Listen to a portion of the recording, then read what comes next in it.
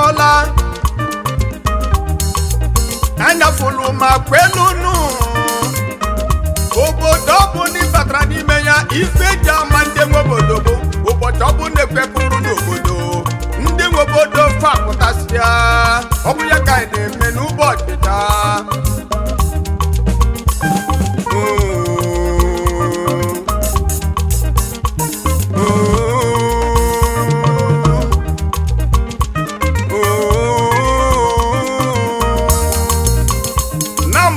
Igbo abụghịkwa ya mere ka onye Igbo akwụkwọ nsọ gwakwa n'utu a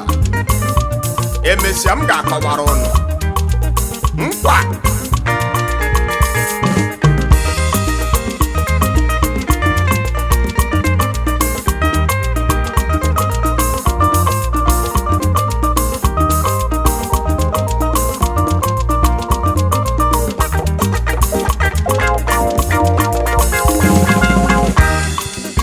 ịma na ọ na-abụ ekwe pụọ ndị nwe obodo apụtasị ya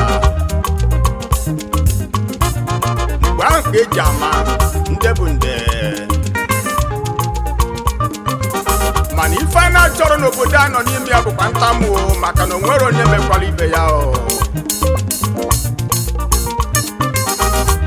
unu afụgo na-erute n'obodo o nwere ndị nwe obodo nwee ndị m chọrọ ịkpafa n'ụbọchị tata bụ ndị na-achọ obodo anyị nọ n'ime ya ndị ọmụnụ ya dịo ndị nke m mana ọ chụpụrụ onwe ya n'ụgbọ asịkwala na ụgbọ erutere ya dịka atakwala mmadụ ụta mana gị nwa na-achụ nwa ọkụkọ agwụ atọ gị n'ụkwụ onye ka ya atazi ụta ọ bụ agwọ ka ọ bụ nwa ọkụkọ ka ọ bụ mmadụ ibe ya ndị ya bụ ndị ndu Igbo niile Ireland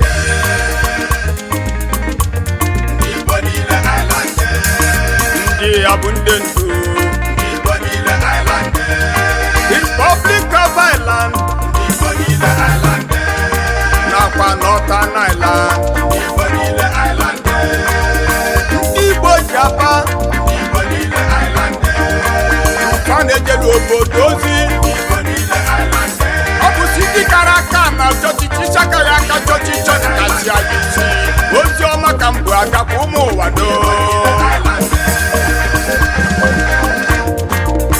ike na ụmụnne m onye jizi n'aka agwa ụwa na ya bụ Odenigbo gbagodi nkịtị nwanne m ife Odenigbo ruo ime ka Odenigbo mgbe ahụ ka anyị ga-ejikọta aka ọnụ ọwazie gị Odenigbo ode jinjim ode nka ka anyị kene eze ọzọ oke Obiesie nwa Chinemelụ oke nwa na Waterford onye ndu Igbo Ireland Waterford the national coordinator my namesake Iyadio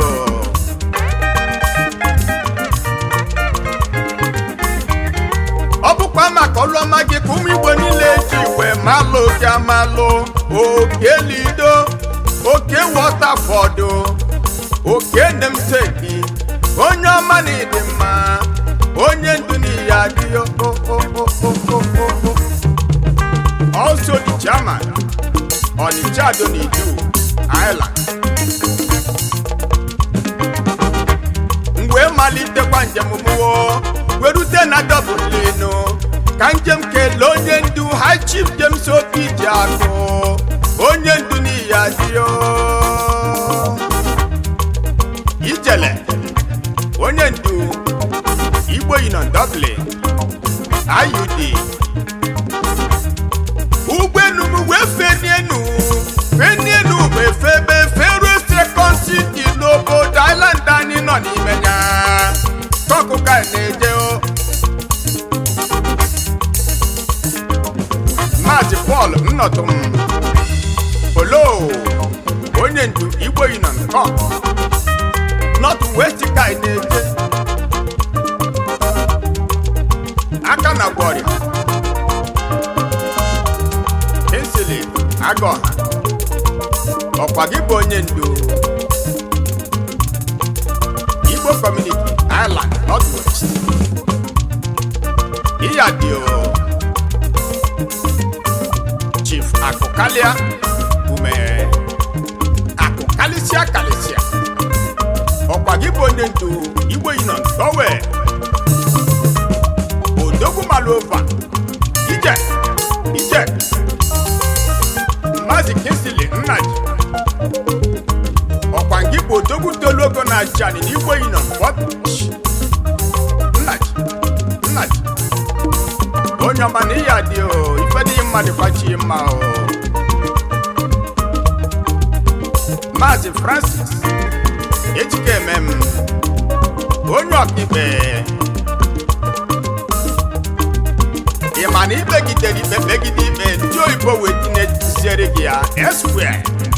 ọkwa gị bụ onye ndu Igbo Ireland Limerick ụmụ ịgbanye nwere ofe ncha ụlọ nanụ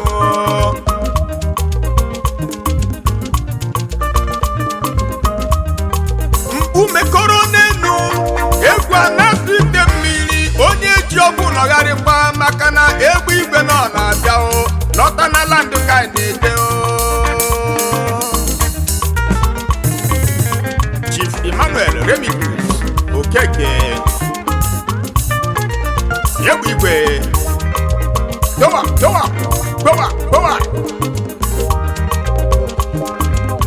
ọkwa gị bụ onye ndu Igbo Ireland Northern Ireland egbe igwe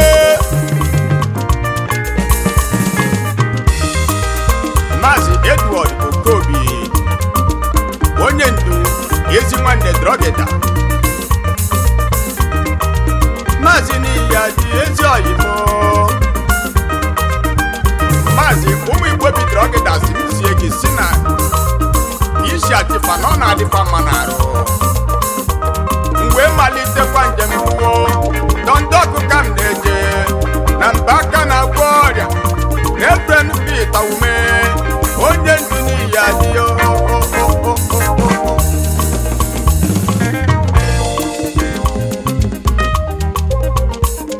aka na-agwọ ọrịa Reverend Pita ume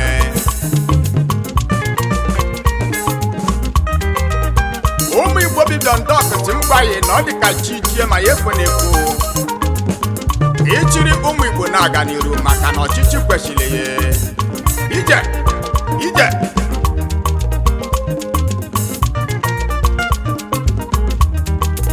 ụmụ Igbo ezukọla nha ọlụ kasị chai onye ife melu nnadụ n'ụwa ejila anya na bụfuru ife mere ya nụ ọ na-abụzi mmelu yi ọ bụ izu onye melu yi ọkụ keru n'obu gbaba nchọ ajụjụ ka m na-ajụ odede m anyị na-ararụ ụlọ na-etife n'aka Chukwu okike abịa onye na amamihe karịrị nke onye King Solomon